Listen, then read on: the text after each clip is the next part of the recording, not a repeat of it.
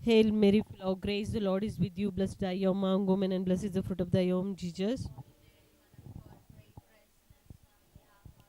Hail Mary, full of grace, the Lord is with you. Blessed are you among women, and blessed is the fruit of thy womb, Jesus. Hail Mary, full of grace, the Lord is with you. Blessed are you among women, and blessed is the fruit of thy womb, Jesus. In the name of the Father, and of the Son, and of the Holy Spirit. Amen. Praise the Lord. Praise the Lord. Praise the Lord. Praise the Lord. Hallelujah. Hallelujah. Hallelujah. Praise the Lord. आज हम यहाँ पे sister glory आपके Suresh sister glory और brother Suresh इनके घर पे family prayer के लिए आए हैं। परिवार की उनकी प्रार्थना के लिए हम यहाँ पे आए हैं। तो पहले हम उनके परिवार के लिए प्रार्थना करते हैं। सभी लोग अपनी आंखें मूंदे, हाथ जोड़े और प्रार्थना करें सिस्टर ग्लोरी, ब्रदर सुरेश और उनके बच्चों के लिए, उनके पूरे परिवार के लिए। पिता पुत्र पवित्र आत्मा की महिमा हो। परमेश्वर, परमपिता परमेश्वर यहोवा, आपके इकुलते एक पुत्र प्रभु यीशु, माता मरियम, सभी संतों सभी भविष्यवक्ताओं के पास प्रार्थना करते कि हे परमेश्वर, इस परिवार में जहाँ पर एक पति पत्नी और उनके 3 बच्चे हैं, वहाँ पर इस परिवार को आपने बनाया है। सिस्टर ग्लोरी, ब्रदर सुरेश और उनके तीनों बच्चों पर आपकी पवित्र कृपा बनाए रखना, आपकी पवित्र कृपा दृष्टि में उन्हें रखना, आपकी रक्षा कवच में उन्हें रखना। हे परमेश्वर, उनके दुखों को, कष्टों को, उन पर आए हर एक संकट को आपके नाम से दूर करने की प्रार्थना आपके पास करती है। परमेश्वर, विनती प्रार्थना करती हूँ कि उन पर आए हुए हर कष्टों को, उनकी अस्वस्थताओं को दूर कर कर आपके परिशुद्ध रक्त, परिशुद्ध जीव जल में और परिशुद्ध आत्मा में उन्हें स्वस्थता प्रदान करे। परमेश्वर, आपकी पवित्र कृपा द्वारा उन्हें आपने इस धरती पर भेजा, उन्हें जीवित रखा है।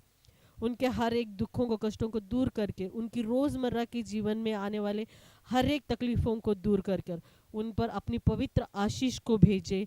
प्रार्थना करते हैं कि परमेश्वर, आपकी पवित्र कृपा दृष्टि इन परिवार पर रहे, इस परिवार पर रहे और यह परिवार आपके शरणों में रहे। Amen, amen, amen. Hallelujah, hallelujah, hallelujah, hallelujah. Praise the Lord, praise the Lord, praise the Lord. वचनों में जाते हैं। परमेश्वर के वचन, परमपिता परमेश्वर द्वारा दिए गए वचन।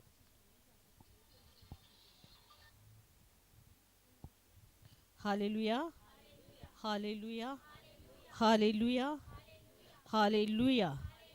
परमेश्वर में जीने वाले मेरे भाइयों और बहनों, परमेश्वर हमसे बहुत बहुत ज़्यादा प्यार करते हैं। इतना प्यार करते हैं कि परमेश्वर ने उत्पत्ति के ग्रंथ 1 और 2 के अनुसार, दूसरे वचन के 21वें अध्याय के अनुसार, उन्होंने अपने स्वरूप में हमें जीवित रखा इस धरती पर। Hallelujah, hallelujah. उसी तरह परमेश्वर हमसे बहुत ज़्यादा प्यार करता है और परमेश्वर ये चाहता है कि हम भी उससे बहुत ज़्यादा प्यार करें, उसके अधीन में रहे, उसके भय में रहे, उसके साथ रहे। Hallelujah, hallelujah, hallelujah. परमेश्वर में जीने वाले मेरे भाइयों और बहनों, परमेश्वर जिस तरीके से हमारे साथ रहते हैं और हमें भी परमेश्वर के साथ रहना है, उसी तरह परमेश्वर के दूतों में बना हुआ एक शैतान, जिसे लूसीफर कहा जाता है, वह शैतान बनकर इस धरती पर आया, इस दुनिया में आया और अधोलोक में उसका पूरा साम्राज्य, उसका एक राज्य उसने बनाया, जहाँ अनेकों स्वर्गदूत जो परमेश्वर के खिलाफ गए और उन स्वर्गदूतों द्वारा वह भी शैतान रूप लेकर उस राज्य में पहुंच गए जहां पर लूसीफर रहता है, अधोलोक में, नर्क में। नर्क तो ऊपर स्वर्ग में भी है, लेकिन अधोलोक को भी हम नर्क कह सकते हैं, क्योंकि वहां पर भी बहुत ज्यादा अग्नि होती है। अधोलोक में क्या होता है आपको पता होगा। अधोलोक में मतलब कि धरती के नीचे, बहुत ज्यादा नीचे ज्वालामुखी होता है, और ज्वालामुखी जो रहता है वो अग्नि का कुंड माना जाता है। अग्नि का कुंड जहाँ से सिर्फ अग्नि और लावा आते हैं। बहुत से जगह पर आपने देखा होगा कि भूकंप होता है, और भूकंप होने के बाद में ज्वाला और अग्नि और वो लावा जो है, जो अधोलोक में होता है, नीचे जमीन के बहुत से ज्यादा फीट अंदर होता है, वह बाहर आता है। कब होता है ये भूकंप? भूकंप हुआ जब ये होता है। तो इसी अधोलोक में कौन है? वह शैतान जो अधोलोक में है, वह इस अग्नि में है, और वह अग्नि नर्क के अग्नि से भी ज्यादा गर्म होती है। Hallelujah, hallelujah, hallelujah. तो यह शैतान जब धरती पर आता है, हमारे बीच में आता है, मनुष्यों के बीच में आता है, तो वह क्या करता है? परमेश्वर के बच्चों के साथ, परमेश्वर के बच्चे मतलब कि धार्मिक बच्चों के साथ जो प्रार्थना करते हैं, परमेश्वर के सामने रुकते हैं, परमेश्वर के साथ रहते हैं, परमेश्वर के वचनों पर, वाक्यों पर, आज्ञाओं पर चलते हैं, ऐसे लोगों के लिए यह शैतान क्या करता है? जाल बुनता है, मतलब कि उन्हें सताता है। परमेश्वर में जीने वाले मेरे भाइयों और बहनों, यहाँ पर बच्चे हैं, बड़े हैं, बूढ़े हैं, जो भी है, हम सभी परमेश्वर के पुत्र पुत्रियां हैं, परमेश्वर के बच्चे। और हर शैतान हमारे साथ यह कार्य करता है कि वह हमें परमेश्वर के वाक वचनों में, आज्ञाओं में जीने नहीं देता, हमें संकट में डालता है, हमारी परीक्षाएं लेता है, और हम क्या करते हैं? तब परमेश्वर से दूर होते हैं। या बहुत जो परमेश्वर पर श्रद्धा रखते हैं, परमेश्वर की बातों को मानते हैं, परमेश्वर के वाक वचनों को मानते हैं, वह लोग क्या करते हैं? परमेश्वर के पास इस शैतानी ताकतों से बचने के लिए, हमारे दुखों को, कष्टों से, और हमारे पर आए हुए हर एक संकट से बचने के लिए हम क्या करते? परमेश्वर के पास प्रार्थना करते। और परमेश्वर हमारी प्रार्थना सुनता है क्या? सुनता है, क्योंकि हम सच्चे हृदय से, सच्चे दिल से, शांत दिमाग से जब परमेश्वर के पास हम रोते हैं, रोते बिलखते प्रार्थना करते हैं, तो परमेश्वर हमारी प्रार्थना सुनता है। वाक वचन हमसे ये कहते हैं कि आप हमारे साथ में, मेरे साथ में गुप्त रूप से बैठकर, मत्थी में लिखा हुआ है कि, मत्ती में लिखा हुआ है कि गुप्त रूप से अकेले बैठकर भी अगर तुम रूम में प्रार्थना करते हो, तो वो प्रार्थना गुप्त रूप से, मतलब कि तू जैसे अकेले बैठ के करता है, वैसे ही मैं तुम्हारी प्रार्थना अकेले में सुनूंगा। Hallelujah, hallelujah, hallelujah, praise the Lord. तो परमेश्वर में जीने वाले मेरे भाई और बहनों, अय्यूब का ग्रंथ, अय्यूब के ग्रंथ में शैतान ने परमेश्वर के एक ऐसे ही बच्चे के साथ में, सेवक के साथ में, जो परमेश्वर के मार्ग वाक वचनों पर चलता था, उसकी परीक्षा किस तरीके से ली और क्या हुआ, यही वचनों में हम बताते। Hallelujah, hallelujah, hallelujah, praise the Lord, praise the Lord. अय्यूब का ग्रंथ पहले अध्याय में देखेंगे हम, पहले अध्याय के 6 से 12 वचनों तक। Hallelujah, hallelujah, hallelujah, hallelujah. प्रार्थना इसलिए और वचन इसलिए कि हम ये पारिवारिक प्रार्थना कर रहे, एक कुटुंब के लिए प्रार्थना कर रहे, एक परिवार के लिए प्रार्थना कर रहे, और परिवार की प्रार्थना में ही यह बताया जाएगा कि परिवार पर ही ज़्यादा परेशानियां आती है। हमारा जो एक परिवार होता है, जिसमें हम भाई बहन, हमारे माता पिता, हमारे बच्चे, जो एक बड़ा परिवार, छोटा परिवार जो भी है, उस परिवार पर शैतान अपनी ताकतों को आजमाता है, हमारे लिए कष्टों को भेजता है, अस्वस्थता को भेजता है। अस्वस्थता का मतलब है बीमारियों को भेजता है। हमें तकलीफ देने के लिए जब शैतान हमारे बीच आता है तो क्या होता है? Hallelujah, hallelujah, hallelujah. अय्यूब का ग्रंथ पहले अध्याय के 6वें वचन से देखेंगे।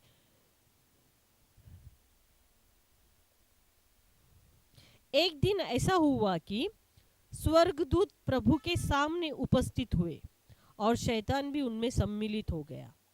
प्रभु ने शैतान से कहा, तुम कहाँ से आए हो? शैतान ने प्रभु को उत्तर दिया, मैंने पृथ्वी का पूरा चक्कर लगाया। इस पर प्रभु ने कहा, क्या तुमने मेरे सेवक अय्यूब पर ध्यान दिया? पृथ्वी भर में उसके समान कोई नहीं। वह निर्दोष और निष्कपट है। वह ईश्वर पर श्रद्धा रखता है और बुराई से दूर रहता है। शैतान ने प्रभु से कहा, क्या अय्यूब योही ईश्वर पर श्रद्धा रखता है? क्या आपने उसके परिवार और उसकी पूरी जायदाद के चारों ओर मानो घेरा लगाकर उसे सुरक्षित रखा है? अपने उसके सब कार्यों को आशीर्वाद दिया। उसके झुंड देश भर में फैले हुए हैं। आप हाथ बढ़ाकर उसकी सारी संपत्ति छीन ले तो वह निश्चय ही आपके मुंह पर आपकी निंदा करेगा। Hallelujah, hallelujah, hallelujah. प्रभु ने शैतान से कहा, अच्छा, उसका सब कुछ तुम्हारे हाथ में है, किंतु अब अय्यूब पर हाथ मत लगाना। इसके बाद शैतान प्रभु के सामने से चला गया। प्रभु का वाक वचन हम सबकी जिंदगी में कार्य करे। हालेलुया। तो यहाँ पे क्या हुआ? एक दिन ऐसा हुआ कि सब स्वर्गदूत जब परमेश्वर के सामने, परम पिता परमेश्वर के सामने स्वर्गदूत लोग आने के बाद में उसी स्वर्गदूतों के साथ कौन आया? शैतान भी वहां पर आके रुक गया। और शैतान को देखने के बाद में परमेश्वर ने शैतान से क्या कहा कि तुम कहाँ से आए हो? तो शैतान ने उसे क्या जवाब दिए परमेश्वर को कि मैं पृथ्वी पर घूम रहा था, पृथ्वी का चक्कर लगा रहा था। शैतान कहाँ होता है? अधोलोक में होता है। और शैतान कहाँ से आया? पृथ्वी पर, मतलब जहां पर हम रह रहे वहां से चक्कर लगा कर आया। तो परमेश्वर ने उससे क्या कहा शैतान से, क्या तुमने मेरे एक सेवक को देखा जिसका नाम अय्यूब है और वह मेरा सबसे अच्छा और सच्चा सेवक है, जो मेरी बातों पे, मेरे वाक वचनों पर, आज्ञाओं पर चलता है, वह मेरा एक अच्छा सेवक है। तो परमेश्वर के सामने शैतान ने क्या कहा कि वो अच्छा सेवक कैसा है?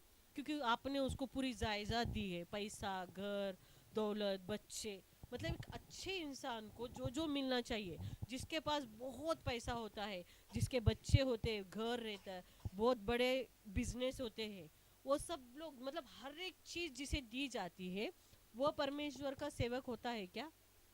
होता है। मतलब जब अय्यूब थे, अभी भी होते होंगे, बहुत लोग परमेश्वर पर भरोसा रखते हैं, इसके लिए परमेश्वर उन्हें सब कुछ देता है। मगर यहाँ पे शैतान ने क्या कहा? आपने सब कुछ दिया, इसके लिए उसको कुछ कमी नहीं है, और वो कमी नहीं है इसलिए शैतान क्या बोले, उसके लिए वो आपको प्रेस करेगा ही, है ना। आज हम सब कुछ हमें मिल गया है तो हम प्रेस करते हैं ना परमेश्वर को, परमेश्वर को करते हैं, लोगों को भी करते हैं, जो हमारे साथ में रहते हैं उनको भी प्रेस करते हैं। क्योंकि परमेश्वर ने, बहुत से घमंडी नहीं होने वाले लोग जो रहते हैं वो क्या कहते हैं कि हम, मुझे जो कुछ भी मिला वो सब परमेश्वर का। और अय्यूब ऐसा ही थे कि उसने जो कुछ भी पाया उसने हमेशा से परमेश्वर का धन्यवाद कहा कि परमेश्वर ने मुझे ये सब दिया है, मैंने कमाया, मेरे हाथों में दम था, मेरे शरीर में दम था, मैंने कमाया, ऐसा कभी अय्यूब ने नहीं कहा। जो कुछ भी दे रहे वो मुझे परमेश्वर ने दिया है। इसके लिए परमेश्वर से शैतान ने क्या कहा कि आपने उसे सब कुछ दिया है, इसके लिए वो तो ये बात करेगा ही कि हाँ परमेश्वर ने मुझे दिया है, और वो परमेश्वर का सेवक बना। तो परमेश्वर ने क्या करा कि परमेश्वर से शैतान ने क्या किया, कहा कि एक बार ऐसा करो कि उससे सब छीन लो, छीन लेने के बाद में भी वह आपका सेवक बना रहता है या नहीं, तब आप देखो। शैतान ने कहा। परमेश्वर ने क्या कहा, अच्छा, उसका सब कुछ तुम्हारे हाथ में मैं देता हूं, पर अय्यूब पर हाथ मत लगाना। इसके बाद शैतान वहां से चलेगा। 12वें वचन में क्या कहा गया है कि प्रभु परमेश्वर ने शैतान को क्या कहा, मैं उससे कुछ नहीं छीनूंगा, क्योंकि परमेश्वर हमें सिर्फ और सिर्फ देता है, वह हमसे कुछ नहीं लेता। Hallelujah, hallelujah.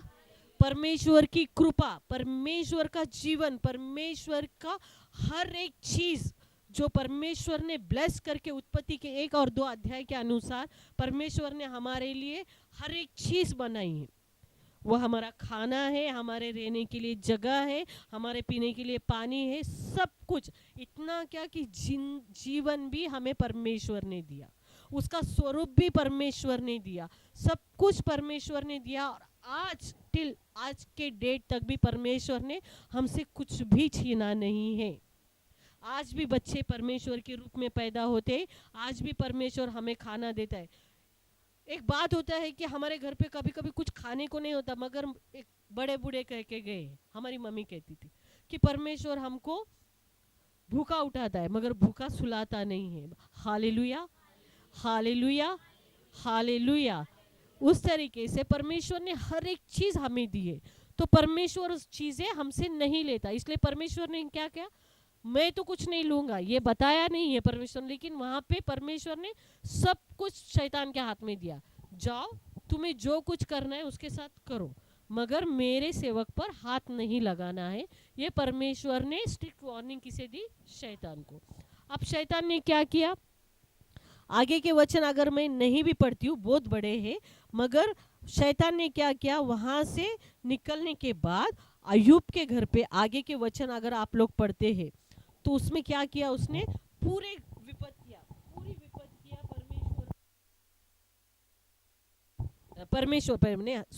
अय्यूब पे डाली। कैसी विपत्तियां, पहले तो उसके जितने भी पुत्र पुत्रियां बच्चे थे उनको खत्म कर दिया। सेकंड, मतलब वो लोग खाना खा रहे थे, उनके ऊपर घर का दीवार गिर गया, मर गए।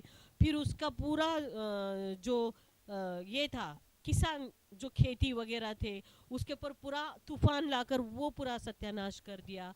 उनकी जो भेड़ बकरियां गाय लोग थे उनको पूरा नष्ट कर दिया, उसको बीमारी दिया, क्या क्या सब कुछ किया, पूरा खत्म कर दिया। एक एक सेवक आके एक ही दिन में सब कुछ सर्वनाश किया। किसने, शैतान ने। किसका, अय्यूब के घर का। फिर भी अय्यूब क्या किया, ऐसे ही कपड़े फाड़ दिए और रोते हुए भगवान से, परमेश्वर से एक ही बात किया कि अय्यूब ने, कि परमेश्वर तूने मुझे दिया और तुम्ही ने मुझसे सब कुछ लिया। क्योंकि अय्यूब को ये बात नहीं पता थी कि परमेश्वर ने शैतान से वाचा बंधी थी, शैतान से बात किया कि जाओ तुम उसको, उसका सर्वनाश करो, उसके साथ जो कुछ करना है करो।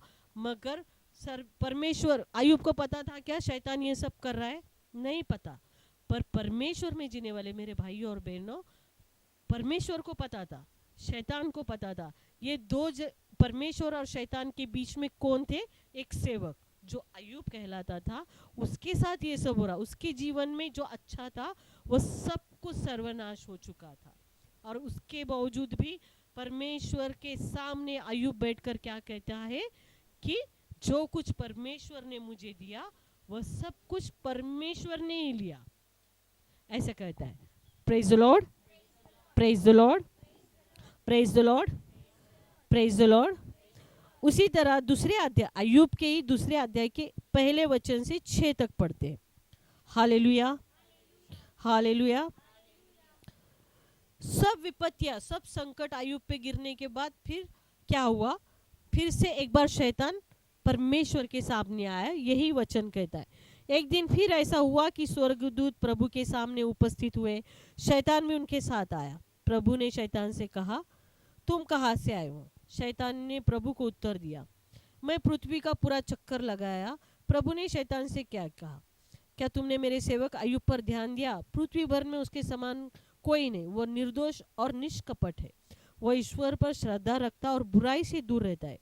तुमने अकारण उसकी तबाही करने के लिए उसे उकसाया, फिर भी वह पहले की तरह निर्दोष है। शैतान ने प्रभु को उत्तर दिया, चमड़ी के बदले चमड़ी, मनुष्य अपने प्राण बचाने के लिए अपना सर्वस्व दे देगा। आप हाथ बढ़ाकर उसके शरीर पर प्रहार कीजिए तो वह निश्चय ही आपके मुंह पर आपकी निंदा करेगा।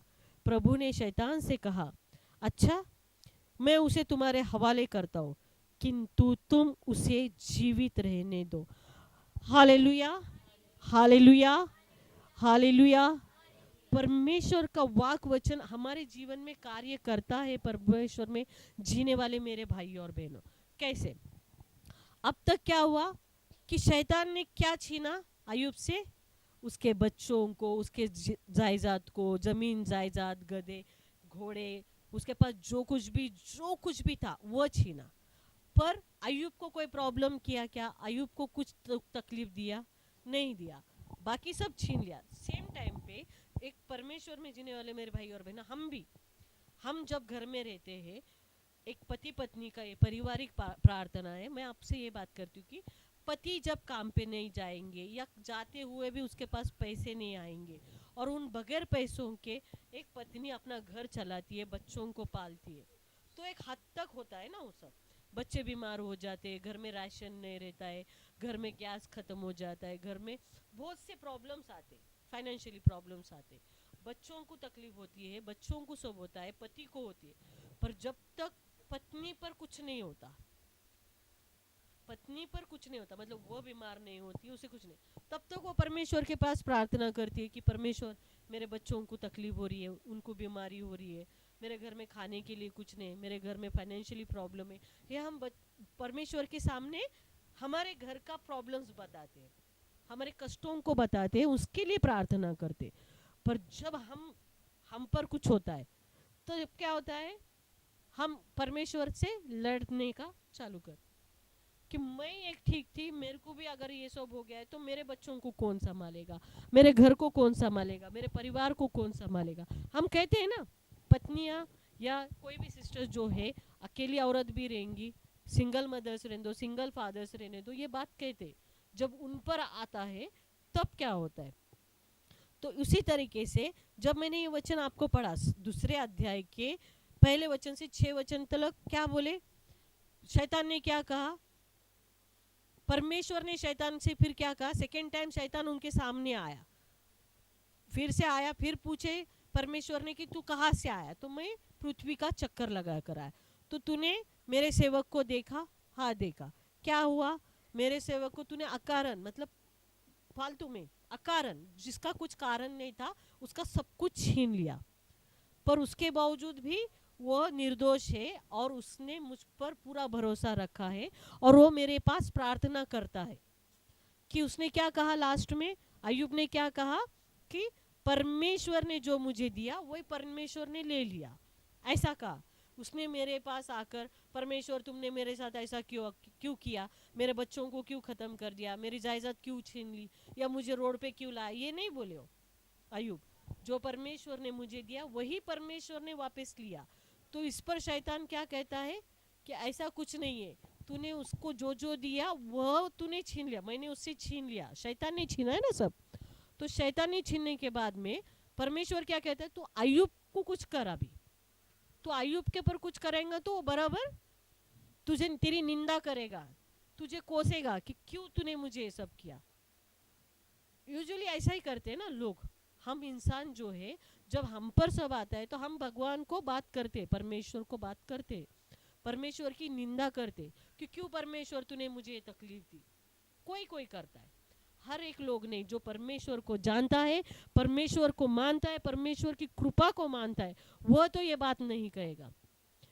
कभी भी ये बात ही कहेगा कि अरे मेरी कुछ गलती थी, मेरे से कुछ गलती हुआ होगा, मेरे से कुछ पाप हुआ होगा। मेरी परीक्षा लेने के लिए शैतान, जो कोई परमेश्वर के मार्ग वाक वचनों पे चलता है, उसको पता होता है कि परमेश्वर ने शैतान को अपनी परीक्षा लेने के लिए खुला छोड़ रखा है।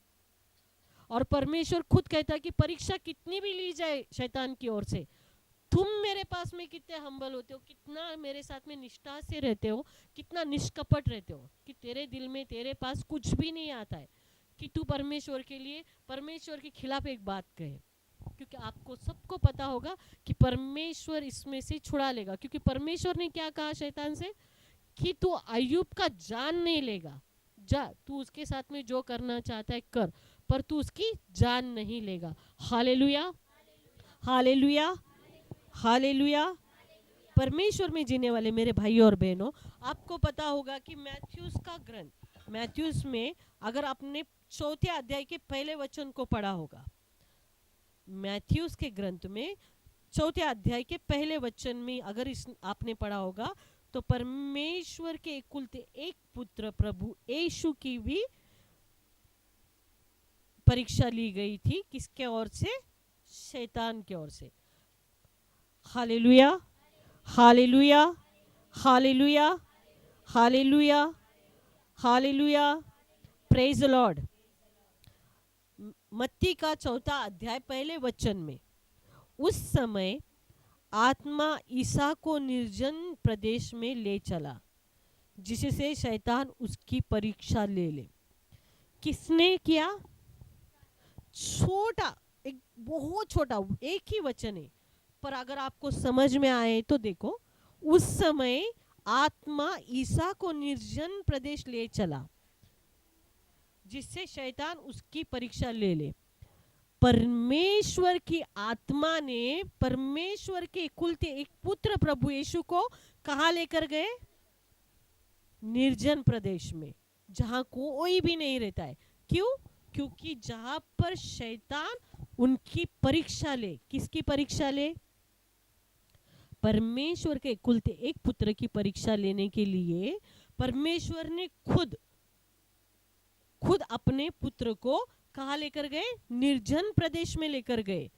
यह परीक्षा कहाँ हो सकती थी?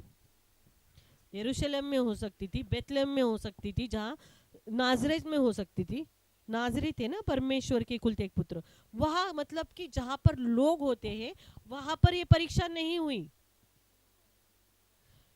परमेश्वर में जीने वाले मेरे भाई और बहन, छोटा वाक्य है, परमेश्वर के इकलौते एक पुत्र की परीक्षा परमेश्वर ने खुद ने लेकर गए। कहां पर? निर्जन, जहां पे कोई नहीं था वहां पे। क्यों हुआ ये?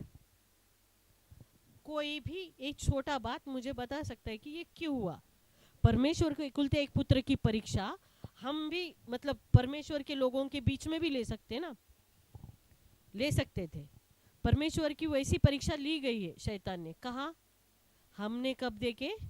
जब परमेश्वर के इकलौते एक पुत्र को हमारे जैसे लोगों ने क्रूस द्वारा चढ़ाया, क्रूस पर उन्हें क्रूस मिलना चाहिए, उस राजा से कहा, पतरस उस राजा से कहा। और क्या हुआ था? जब परमेश्वर को पकड़ाया गया, परमेश्वर के इकलौते एक पुत्र को पकड़ाया गया। उस अभी यही है ना लेंट जो हम कर रहे हैं, क्या है? परमेश्वर की परीक्षा और परीक्षा के बाद के दिन है ना ये सब लेंट। करेक्ट है क्या नहीं? हालेलुया। वचन समझ में आ रहे हैं? मैं जो बोल रही हूँ वो समझ में आ रहा है? परमेश्वर की परीक्षा के दिन है ना ये 40 दिन जो हम फास्टिंग रह रहे, लेंट के दिन जो है परमेश्वर के इकलौते एक पुत्र की परीक्षा के दिन है। और यही परीक्षा के दिन की शुरुआत कहाँ से हुई थी? पहले बार जब परमेश्वर के पुत्र को, प्रभु यीशु को शैतान ने लेकर जाकर परीक्षा में डाला था। परीक्षा कितने तरह की थी?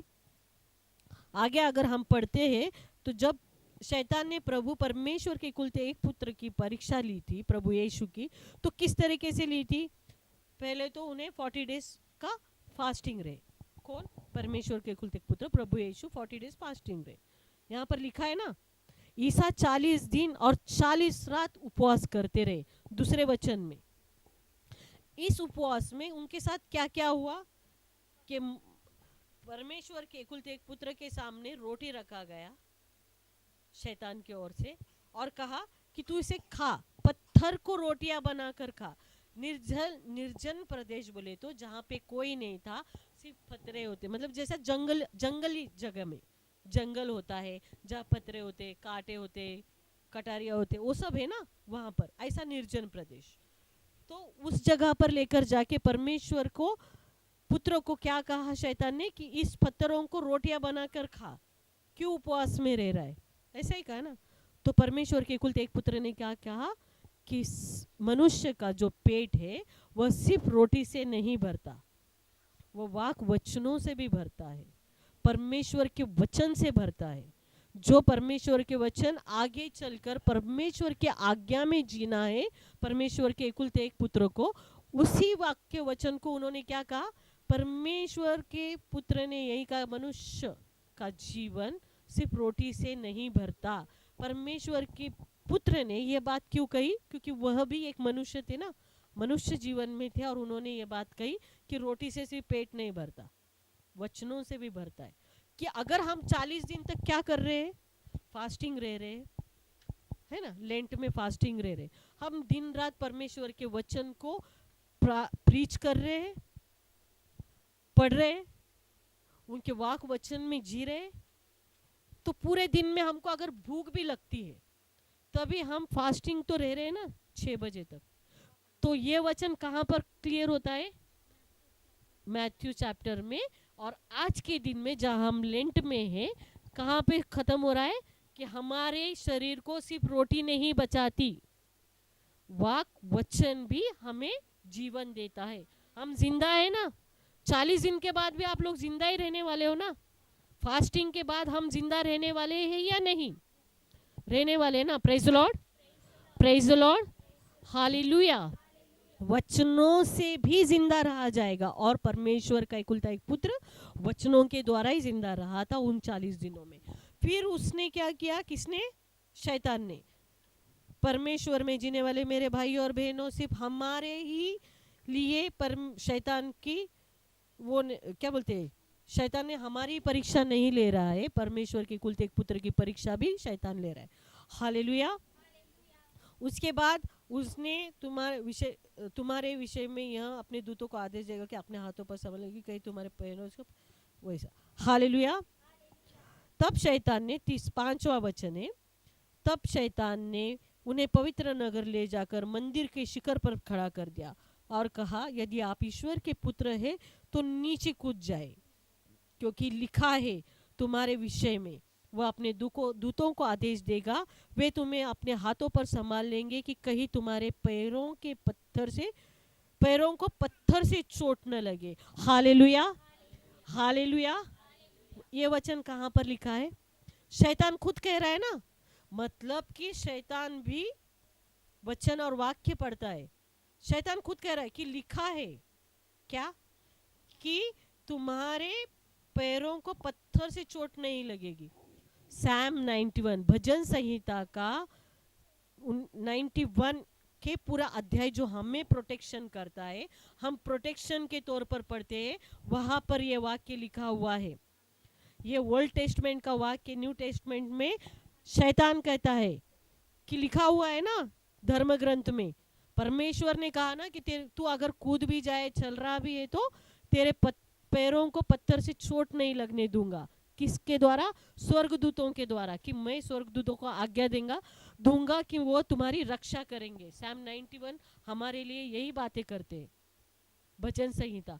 और वही वचन यहाँ पर शैतान किसे कह रहा है? यीशु मसीह को कह रहा है कि तू भी उस वचन पर चल। ऊपर कहां पर लेकर आया? निर्जन प्रदेश से कहां पर लेकर आया शैतान? परमेश्वर को, ईसा मसीह को कहां लेकर आया? ईसा मसीह को मंदिर के चोटी पर लेकर आया। मंदिर कहाँ होते हैं? हम जहां पर रहते हैं वहां पर होते हैं ना चर्चेस, मंदिर। वचन वाक्य आपको समझ में आ रहे? Hallelujah, hallelujah, hallelujah. पवित्र नगर ले जाकर मतलब कि नगर के बीच में लेकर आया शैतान, जहां परमेश्वर के आत्मा ने परमेश्वर के इकलौते एक पुत्र ईसा मसीह को कहाँ लेकर गए थे? निर्जन प्रदेश में। वहां पे पत्थरों में लेकर जाके क्या बोले? ये पत्थर को तू रोटी बना और खा। कहा ना शैतान ने। तो परमेश्वर के पुत्र ने क्या कहा? कि इंसान सिर्फ रोटी से नहीं जीता, वह वाक वचनों में भी जीता है। फिर उसने क्या किया? पवित्र नगर में लेकर आया और मंदिर के ऊपर, पूरे ऊपर लेकर जाकर क्या कहा? यहाँ से कूद जाओ। कूदने के बाद क्या होगा? परमेश्वर के वचनों के अनुसार स्वर्गदूत तुम्हें बचा लेंगे। सैम 91 के अनुसार स्वर्गदूत तुम्हें बचा लेंगे। तो वहां पर प्रभु ईश्वर की, तो ईसा ने उत्तर दिया। यहाँ पर यह भी लिखा हुआ है, परमेश्वर के वचन यह भी लिखते हैं कि प्रभु ईश्वर को परीक्षा में मत लो। यह वचन कहाँ पर लिखा हुआ है?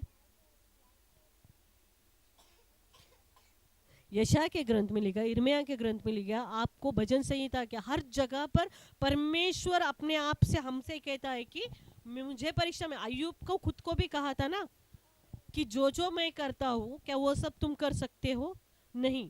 आज भी अगर मैं यहाँ पर पूछती हूँ कि जो परमेश्वर करता है क्या हम कर सकते हैं? क्योंकि शैतान जो है, जिसे कभी वो स्वर्गदूत था, जिसे परमेश्वर ने ही बनाया, तो परमेश्वर ने जिसको बनाया, परमपिता परमेश्वर यहोवा ने जिसे बनाया, क्या वह परीक्षा ले सकता है परमेश्वर की? कभी नहीं। जिसे तुम, जिसके द्वारा तुम बनाए जाते हैं। हम भी कहते हैं ना बच्चों से कि तुम्हें नहीं, क्या तुम लोग ही मेरे को सिखाएंगे क्या? मैं तुमको पैदा करी? हम मनुष्य जाति कहते हैं ना। बच्चे कहते अरे मम्मी तुमको नहीं मालूम है, अरे तू ही मेरे को सिखा रही क्या बेटा? मैं तेरे को पैदा करी। मैं बोलती हूँ ऐसे, हम कहते हैं। हालेलुया। इसलिए परमेश्वर का कोई भी परीक्षा नहीं ले सकता। परमेश्वर, परमपिता परमेश्वर की परीक्षा कोई नहीं ले सकता है। क्योंकि अगर शैतान को परमेश्वर ने दी, आज्ञा दी कि जाओ तुम परीक्षा लो, लेकिन वो उलटकर उसकी परीक्षा लेगा नहीं। परमेश्वर में जीने वाले मेरे भाई और बहना, ऐसी परीक्षाएं परमेश्वर के, परमपिता परमेश्वर के इकुलते एक पुत्र की होती गई। और उसने, जिसने, शैतान ने परमेश्वर को हर एक परीक्षा में डाला, मगर परमेश्वर के इकुलते एक पुत्र ने उन परीक्षाओं में नहीं गिरते हुए परमपिता परमेश्वर के आज्ञाओं को, वचनों को मानते हुए उसमें ही जीवित रहे। उसमें उन 40 दिनों के उनके फास्टिंग को, उनके उपवास को परमेश्वर ने ब्लेस किया था, जैसा हमें करेंगे। Hallelujah, hallelujah, hallelujah, hallelujah, hallelujah. परमेश्वर में जीने वाले मेरे भाई और बहनों, छोटा सा स्टोरी, स्टोरी का मतलब है एक दृष्टांत समझो, छोटा एक बात। हम क्या करते, आजकल तो सभी बच्चों की परीक्षाएं चल रही है, करेक्ट? सभी बच्चों की परीक्षा। हमें क्या करना है? शैतान बोले तो क्या? बुक्स, बुक्स, शैतान। और तुम लोग कहाँ जाते हो एग्जाम देने? परीक्षा हॉल में जाते हो, है ना? अब यहाँ पर आपको किसकी जरूरत पड़ती है? ज्ञान की, परमेश्वर के ज्ञान की। उस बुक्स को पढ़ने के बाद उसमें से आए हुए क्वेश्चन आंसर्स को अगर तुम लिखते हो और करेक्ट पास हो जाते हो, तो पास कौन करता है आपको? Hallelujah, hallelujah. कौन पास करता है? टीचर्स पास करते हैं, जिसने पढ़ाए है, जिन्होंने तुमको यह पाठ पढ़ाया है, जिसने तुमको एग्जाम्स के पूरे बुक्स पढ़ाए, वह कौन करता है पास? बुक्स करते हैं क्या? बुक्स आके पास करते नहीं ना। हालेलुया। क्वेश्चन का आंसर दो। क्या पूछ रही मैं? अगर तुम बुक पढ़ रहे, पढ़ते कौन? बुक तुम लोग पढ़ते, पढ़ाता कौन? टीचर्स पढ़ाते हैं, है ना? टीचर्स पढ़ाते। और जब तुम एग्जाम लिखने जाते हो, उसी बुक्स में का एग्जाम में आता है और उसका तुम आंसर लिखते हो, मगर तुमको पास कौन करता है? टीचर्स करते। और तुम लोग अच्छा पढ़ाई करे तो अच्छे मार्क्स से पास होके फर्स्ट आओ, सेकंड आओ, मेरिट लिस्ट में आओ, आ जाते ना। Hallelujah, hallelujah. बुक्स क्या है? बुक्स क्या है? शैतान। बुक्स जो है शैतान, बाइबल नहीं, बुक्स जो पढ़ रहे हैं वो शैतान है। और तुम्हारा एग्जाम्स कहाँ हो रहा है? परीक्षा हॉल में। कौन ले रहा है एग्जाम? बुक्स ही ले रहा है ना, उसका ही ना क्वेश्चन आंसर, शैतान। यहाँ पे अगर तुम लोग उसमें से निकल कर, लड़के मतलब पढ़ाई करके, लड़के ही ना, पढ़ाई करके मस्त एकदम अच्छा, जरा जो क्वेश्चन है उसको बराबर आंसर दिए, टीचर्स वहाँ पे तुमको पास पास पास पास पास करते। अभी ये टीचर कौन है? परमपिता परमेश्वर आपके टीचर है।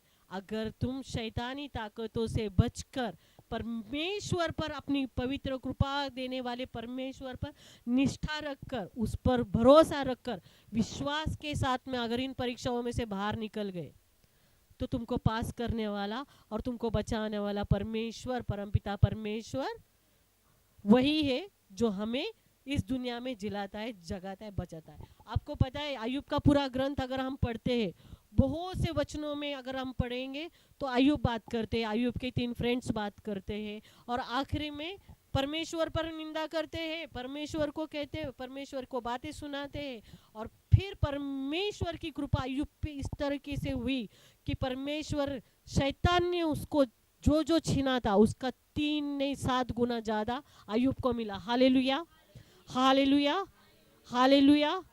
उसी तरीके से अगर तुम एक क्वेश्चन पढ़ेंगे तो तुमको 1 ही मार्क मिलेगा। एक क्वेश्चन अगर 10 मार्क को आए तो 10 मार्क को मिलेगा।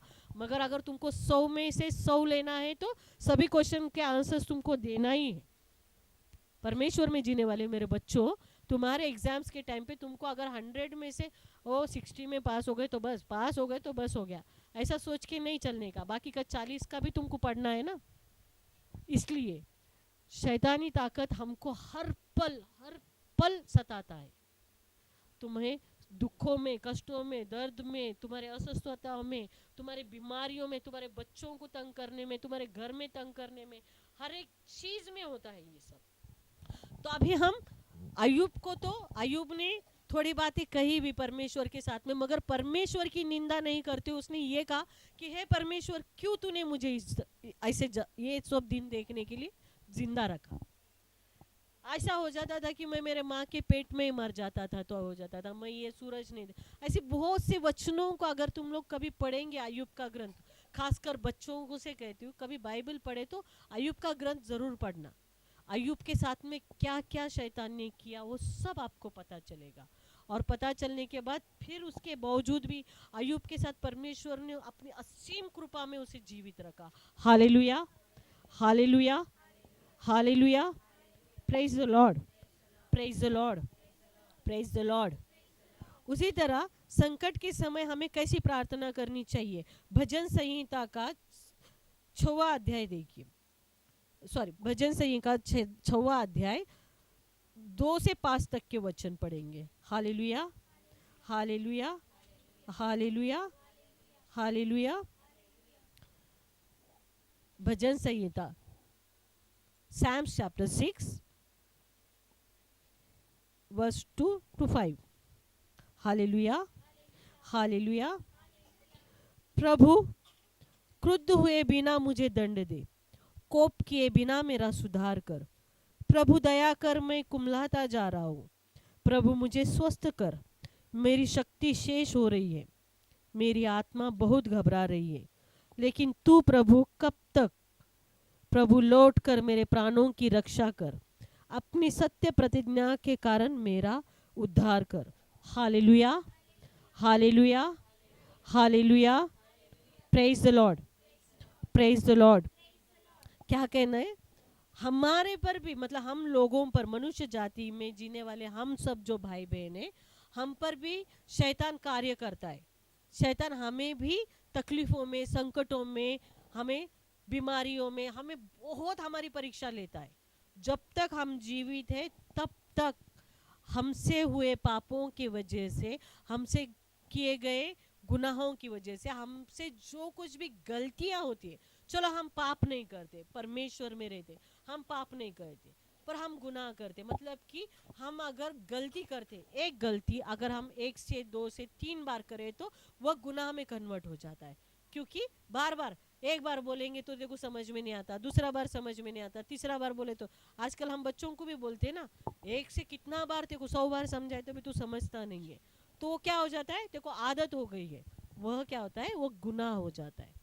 परमेश्वर में गुनाह होता है, परमेश्वर की कृपा दृष्टि में वह गुनाह होता है। और उसकी सजा हम कहाँ से पाते हैं? परमेश्वर के क्रोध के वजह से। परमेश्वर भी हम पर गुस्सा होता है, जैसा कि हम माँ बाप हमारे बच्चों पर गुस्सा होते हैं, उसी तरह परमेश्वर भी हम पर गुस्सा होता है। और वही प्रार्थना हम कब करते हैं? 6वें अध्याय के 2 से लेके 5वें वचन तक हम क्या प्रार्थना कर रहे हैं परमेश्वर में?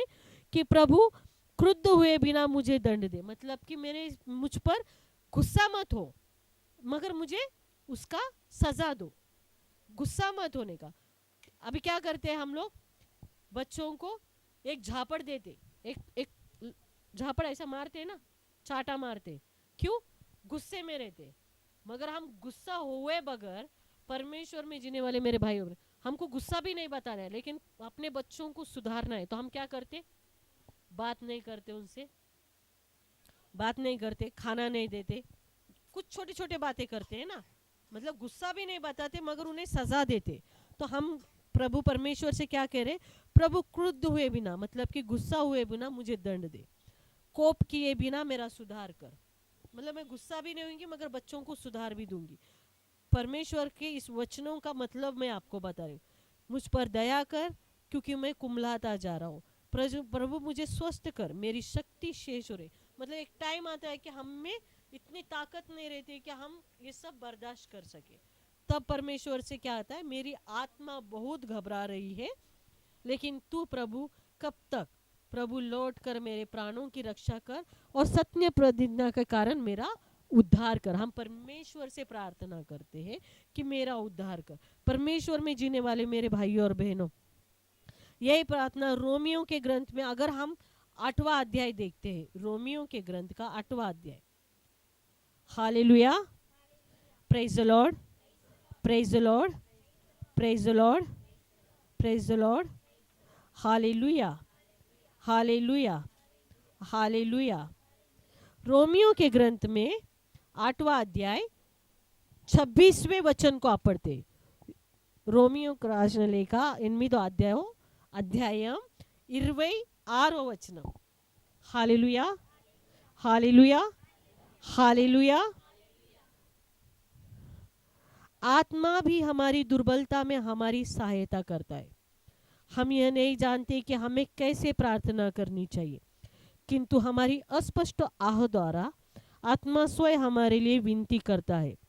ईश्वर हमारे हृदय का रहस्य जानता है, वह समझता है कि आत्मा क्या कहता है, क्योंकि आत्मा ईश्वर के इच्छा अनुसार संतों के पास विनती प्रार्थना करती है। Hallelujah, hallelujah, hallelujah, hallelujah, praise the Lord, praise the Lord.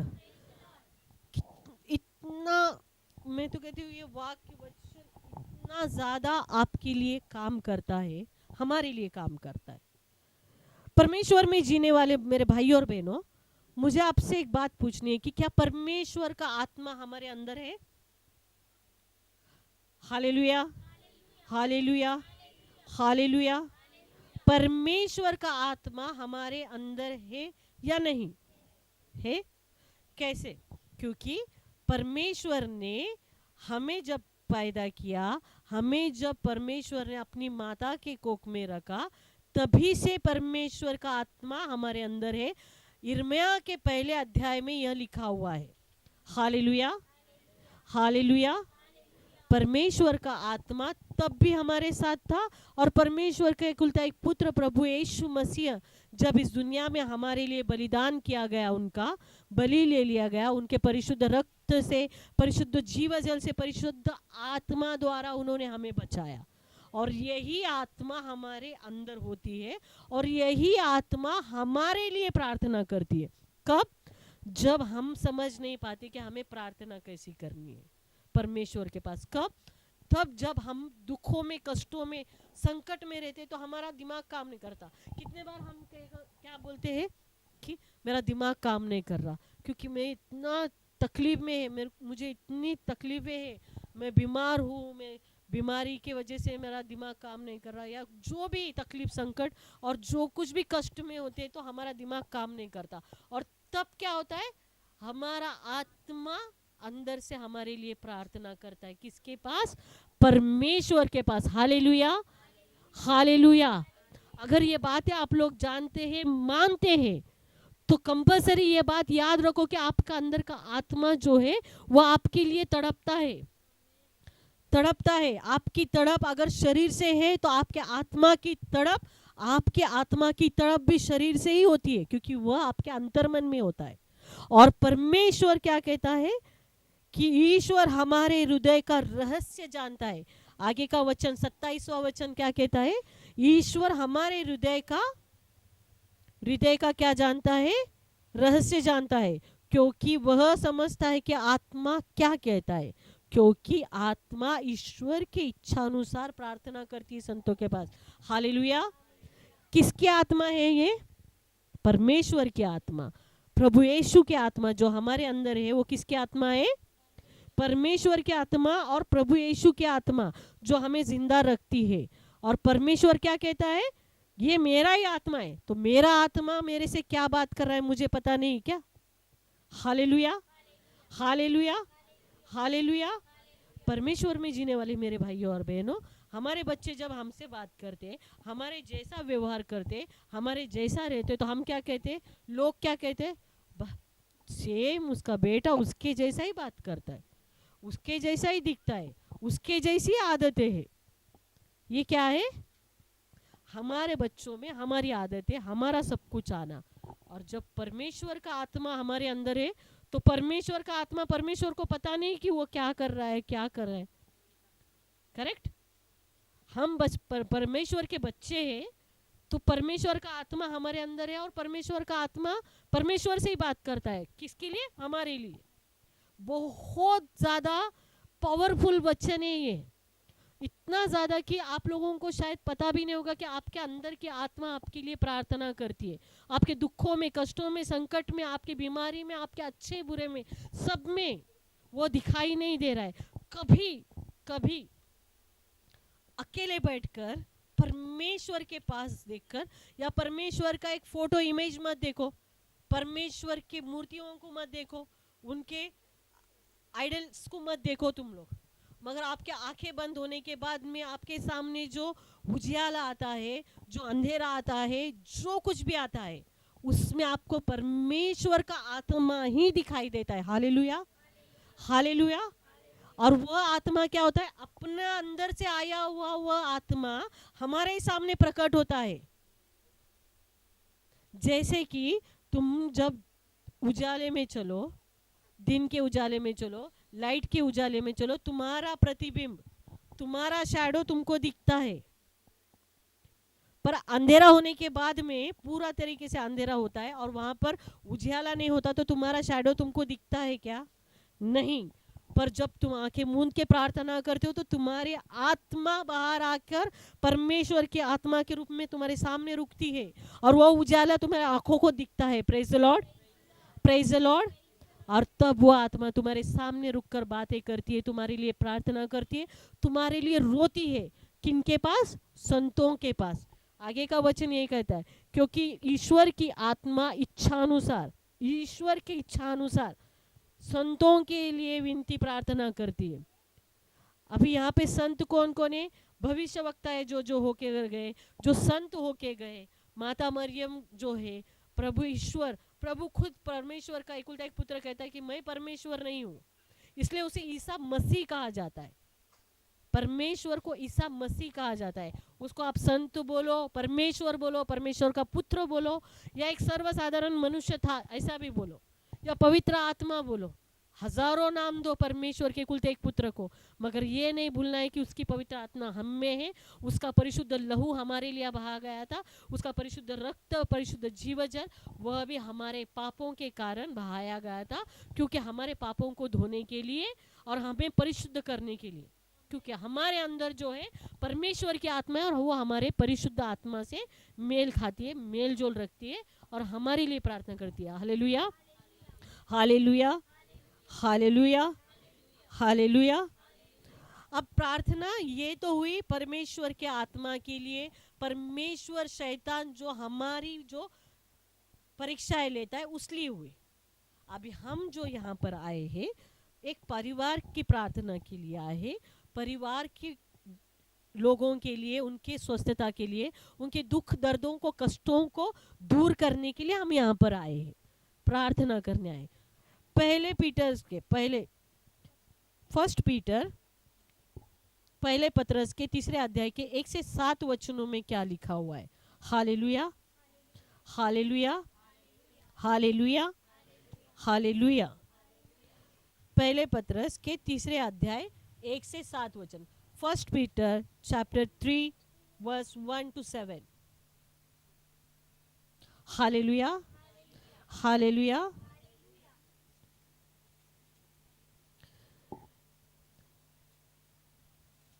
Praise the Lord, praise the Lord, praise the Lord, praise the Lord, praise the Lord। पत्नियों, किसको कहा गया है? पत्नियों को।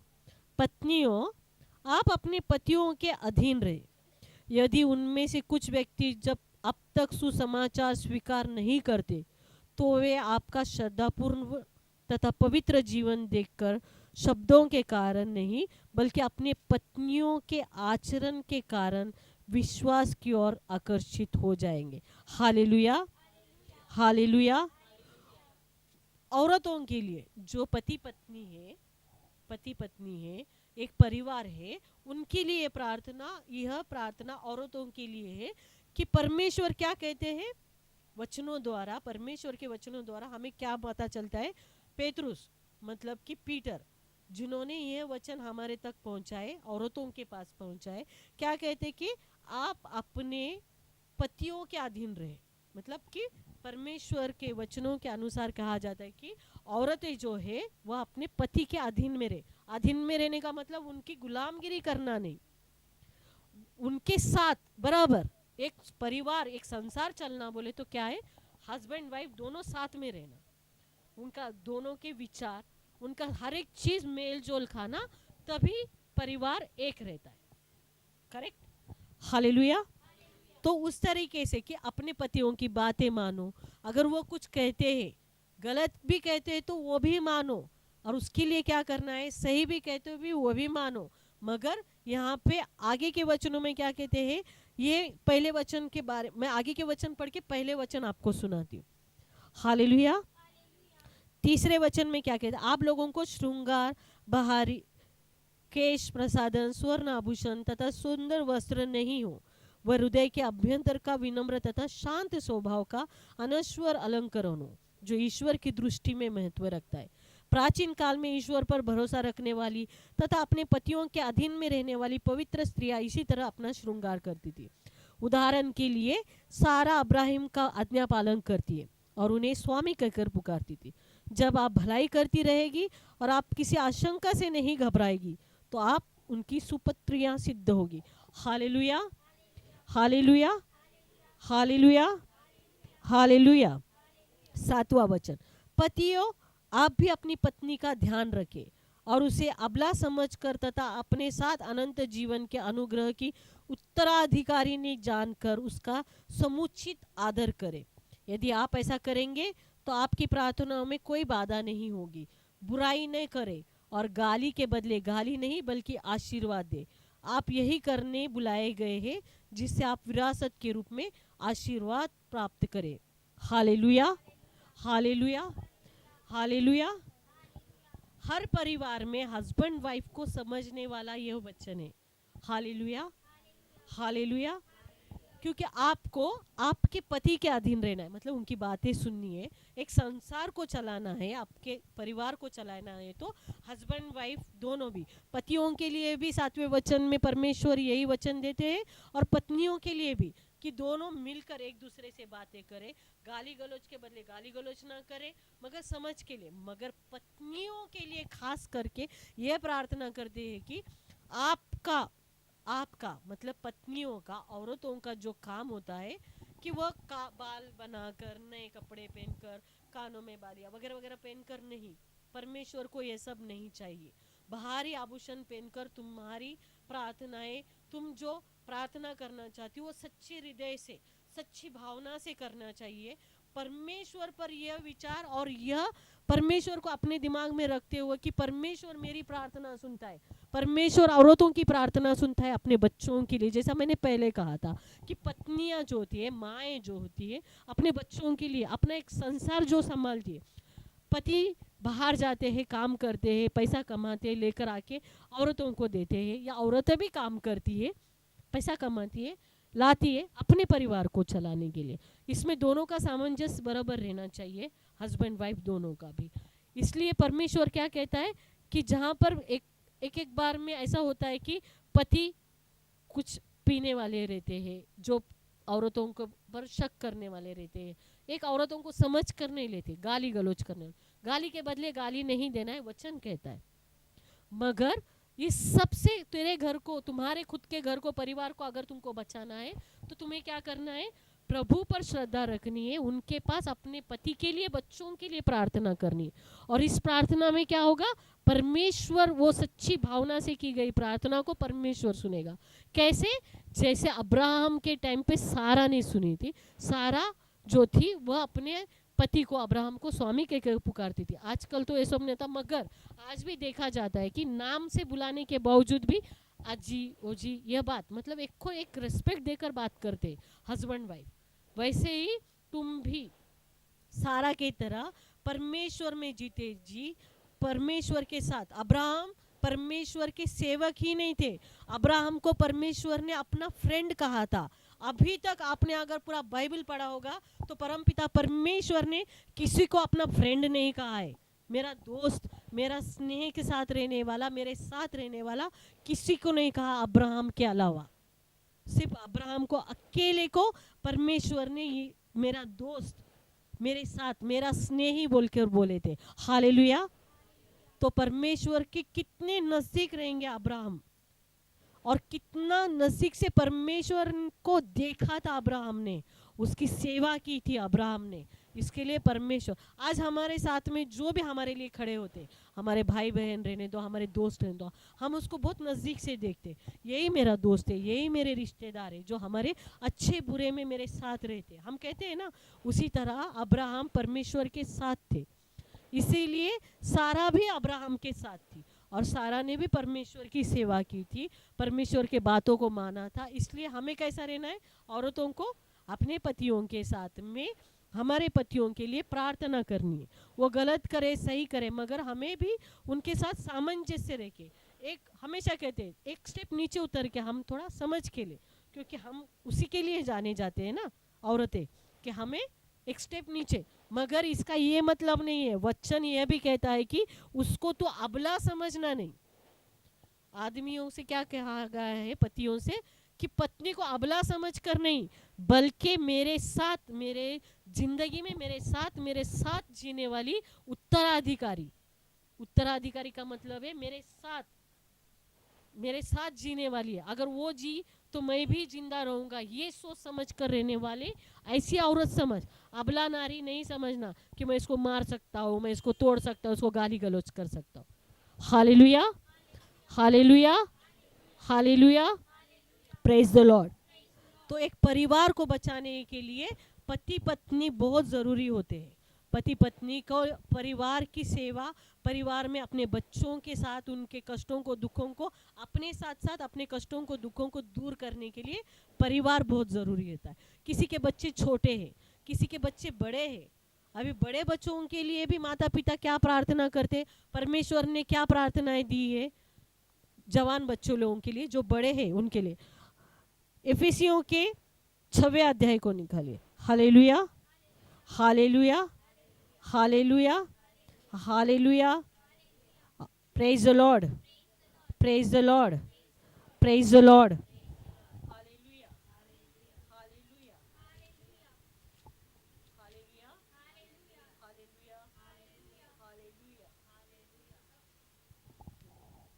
Hallelujah, hallelujah, hallelujah, hallelujah, praise the Lord, praise the Lord. इफिसियों के 6वें अध्याय के पहले वचन को पढ़ते। बच्चों, अपने माता पिता की आज्ञा मानो, क्योंकि वह उचित है।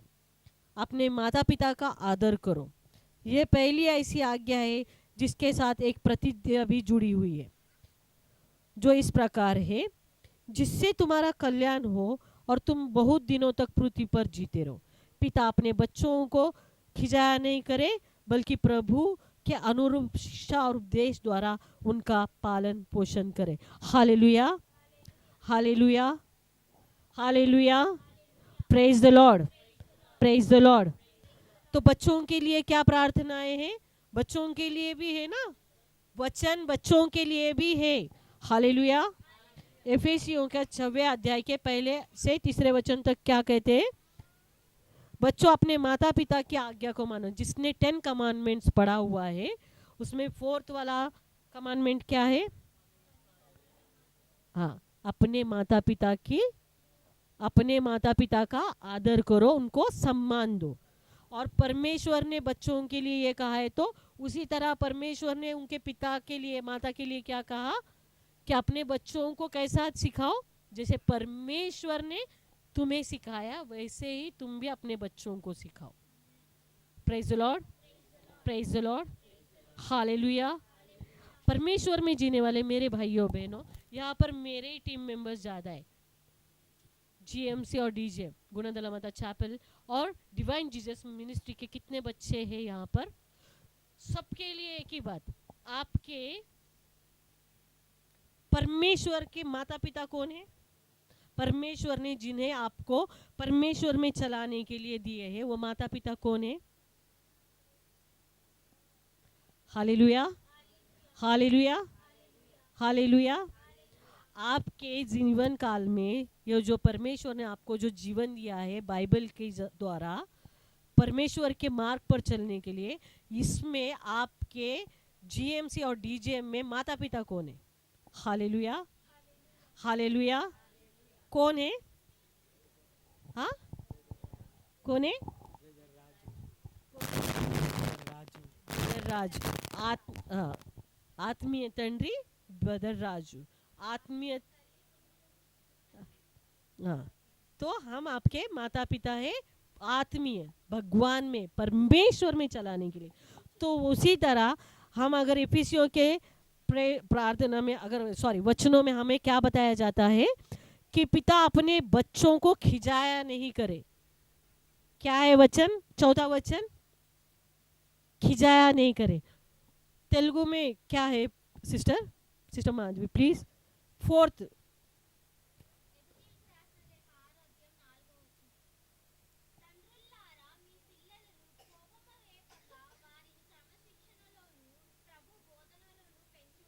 आमीन। परमेश्वर में जीने वाले मेरे भाइयों और बहनों, पिता जो है आत्मिक, अभी आप लोगों को यहाँ पर हम जैसे माता पिता, आत्मिक माता पिता मिले हैं जो हम आपको परमेश्वर में चला रहे हैं। मगर परमेश्वर में चलाने के लिए एक माता पिता, एक परिवार के जो लोग होते हैं, परिवार वही माता पिता होते हैं। और उनके लिए भी ये वचन है ना कि पिता अपने बच्चों को खिजाया नहीं करे, मतलब कि उनको गुस्सा नहीं करे, उनको गलत अपशब्द नहीं बोले, गाली गलौज नहीं करे। मगर परमेश्वर, जैसे परमेश्वर ने तुम्हें समझाया है वचनों द्वारा, वैसे ही तुमने भी परमेश्वर के जैसे ही अपने बच्चों को समझाना है। वाक वचन के द्वारा परमेश्वर की शिक्षा देनी है। Hallelujah, hallelujah, praise the Lord. अभी इन वचनों में आपको क्या क्या समझा? माता पिता कैसे होने चाहिए, बच्चे कैसे होने चाहिए, परमेश्वर कैसे थे, शैतान कैसा था, और परमेश्वर का आशीर्वाद और आशीष कैसा था। Hallelujah, hallelujah. आखिरी प्रार्थना में भी सब लोग उठ के खड़े हो जाइए। Hallelujah,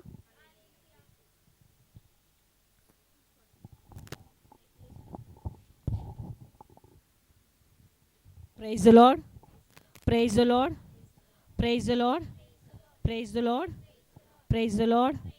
hallelujah, hallelujah, hallelujah, hallelujah, praise the Lord, hallelujah.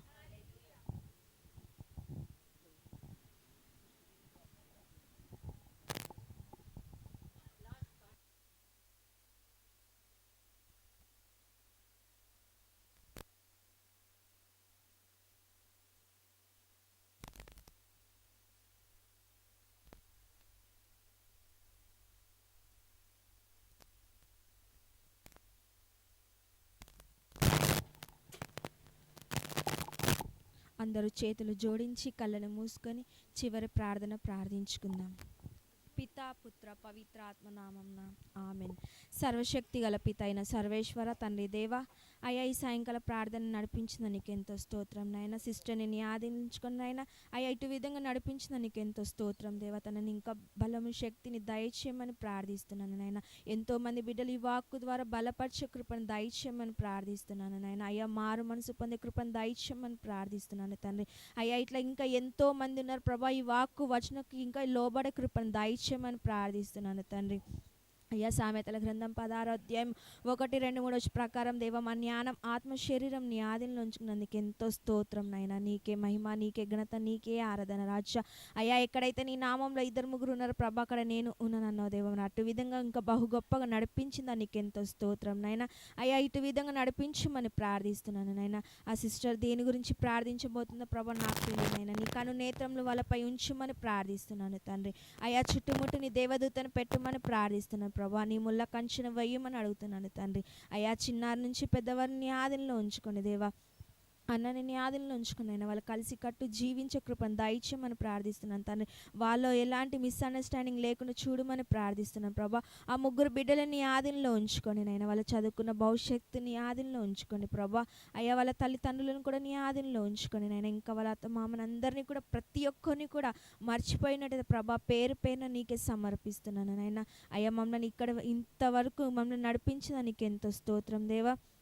మరి అటు విధంగా ఈ వాక్కు ద్వారా మా బుర్రలో నీ వాక్కు వచనం నింపమని ప్రార్థిస్తున్నాను నాయన. నీకెంతో స్తోత్రం దేవా.